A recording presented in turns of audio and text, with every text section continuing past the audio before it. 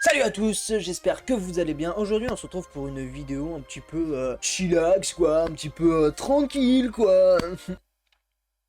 Plus sérieusement les gars, on se retrouve pour une vidéo top 5 des Zelda qui m'ont le plus marqué depuis que je suis né. Donc ça fait à peu près 20 ans, dans quelques semaines ça fera bientôt depuis mes 21 ans. Vous allez comprendre un petit peu tout le résumé de ma vie au niveau des Zelda. Bien évidemment j'en ai choisi que 5 parce que sinon la vidéo risquait d'être un petit peu trop longue pour un top 10 ou un top 15. Peut-être que ça arrivera en stream, tu peux venir me suivre, hein. Y a pas de problème, hein. Tu peux venir, regarde, c'est juste marqué là, là.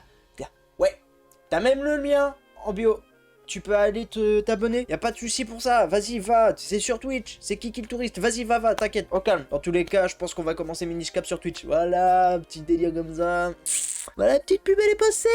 Elle est passée ou Donc les gars, on va commencer, hein. Comment vous allez? Donc du coup les gars, on va commencer le top 5. Bon, en cinquième position... Oui, bien sûr. En cinquième position, on va retrouver Skyward Sword. Alors, c'est celui qui m'a le moins marqué du top 5, tout simplement parce que j'ai vraiment bien aimé ce jeu Skyward Sword et tout, mais j'ai moins accroché au niveau de tout ce qui est oiseau.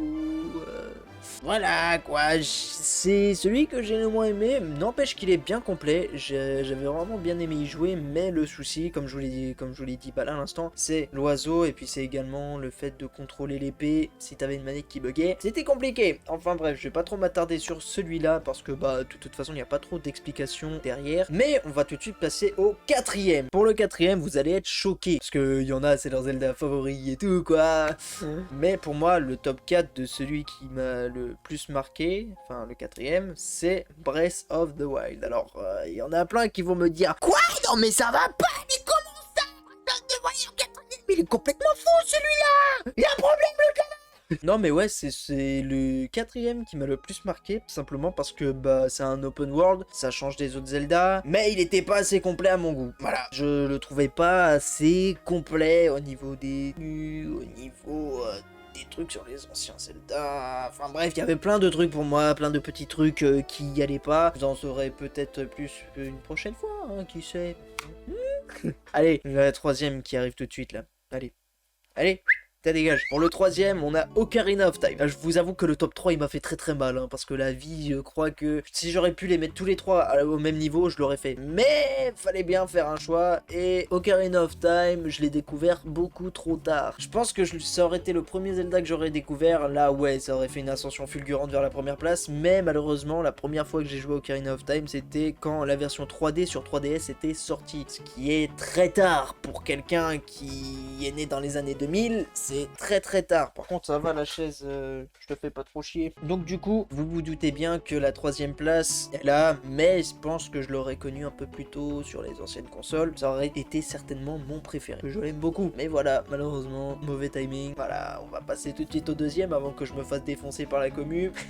Au niveau du deuxième Zelda, ça a longtemps été mon préféré, mais il a été détrôné par un autre Zelda. C'est Twilight Princess, voilà, Twilight Princess pour ceux qui sont bien anglais. Et puis voilà, faut parler comme ça pour faire un peu l'anglais. Je sais pas faire l'anglais qui parle français. Enfin bref, pas le sujet. Alors, le deuxième, donc Twilight Princess, c'est le deuxième qui m'a le plus marqué pour plusieurs raisons. Déjà de 1, c'est le tout premier Zelda 3D auquel j'ai joué. De 2, il est arrivé sur la Wii au moment où j'ai eu la Wii. Donc forcément, bah, j'y ai joué. J'ai énormément kiffé le fait que tu puisses viser, avec l'arc, avec la Wii, la manette Wii. Il y a plein de trucs que j'ai énormément kiffé. Le style graphique, pardon, qu'ils ont utilisé, je trouve qu'il était incroyable. Beaucoup me diront oui, mais Twilight Princess, c'est juste une version de ce qu'aurait pu être Ocarina of Time. Je m'en fous, d'accord, je m'en bats les couilles. Je trouve que l'histoire elle est incroyable de Twilight Princess, et ça a été le premier auquel j'ai joué de 3D. Mais voilà, Twilight Princess, gros banger.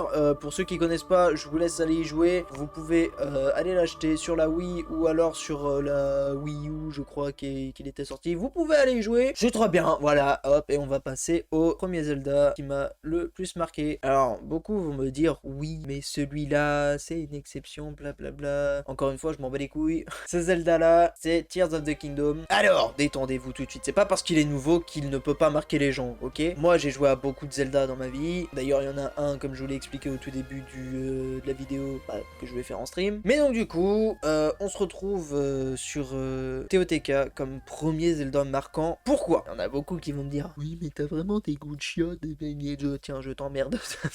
Non, tout simplement parce que ce Zelda-là, comme je l'avais dit avant pour Breath of the Wild, il était pas complet. En fait, TOTK est venu rajouter tout ce qu'il fallait pour que ce soit quasi complet. Bien évidemment, un jeu ne peut jamais être complet de A à Z, c'est pas possible. Il manquera toujours des trucs. Pour certaines personnes, il sera complet pour d'autres. Donc voilà, il manquera toujours des trucs. Moi, je trouve qu'il est très bien complet. On a accès aux anciennes tenues, on a accès aux anciennes armes, on a accès même à des variantes de Link comme le dieu démon. On a accès à énormément de choses que Breath of the Wild n'avait pas forcément, ou du moins avait avec le DLC. Donc là, imaginez TOTK qui pour moi est déjà complet avec un DLC.